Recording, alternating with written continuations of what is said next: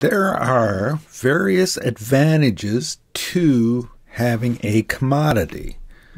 One of those revolve around that you do not need traceability. And let's take an example with grain here. Grain is produced on farms and then brought to elevators like that on the left-hand side. This happens to be the Anderson's elevator located west of Champaign-Urbana here.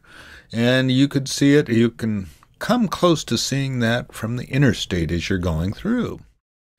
Farmers bring grain into this elevator and it is mixed in those bins, and actually that's on those grain piles sitting outside. So farmers bring in grain. There is no attempt to segregate grain across farms. It all becomes commingled.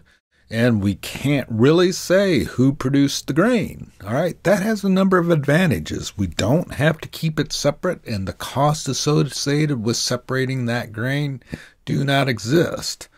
As we move forward, that grain is then loaded on, well, for example, if we were moving, which wouldn't be the case, but let's say we're moving grain to the Mississippi River, we would get it to the Mississippi River and then put it on barges like that on the right.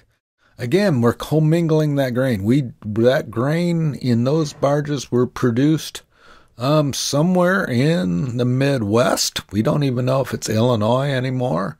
Commingled across the elevators and other sources, and you just don't keep track of it.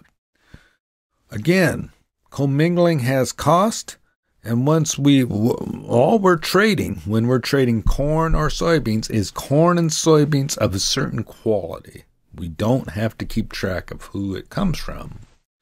So that allows us to develop standard contracts for trading. And again, futures markets, if you're looking at futures markets and trading on futures market, it's based on a standard contract that's consistent and used across the industry. That often comes into conflict or concern every now and then, but that commodity-based allows futures markets to develop.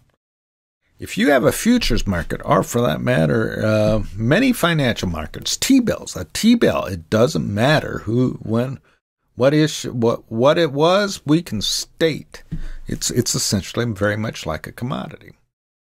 Other advantages, farmers are not tied to one market. They can move their grain and decide where they want to move it. As conditions change, we can change where that grain moves. And again, it allows for very efficient trading of commodities. The grain industry is based on commodity marketing. It's based on the commodity that once it leaves the farm and once it leaves the elevator, you do not have to trace it back to that elevator. If we have a commodity, the only way a producer, and let's think farmers, and for that matter, elevators as well, anybody along the chain, but farmers, let's take an example. The only way that farmers can differentiate themselves is based on cost. Price is going to be the same because it's a commodity. It doesn't matter if it's farmer A or farmer B or any other farmer. Price is going to be, or cost of producing that is what's going to differentiate the producers and determine whether one producer is more profitable than another. So it places a very large emphasis on cost. In that system, consumers generally gain because it causes lower prices on goods over time. There's competition amongst farmers to lower cost.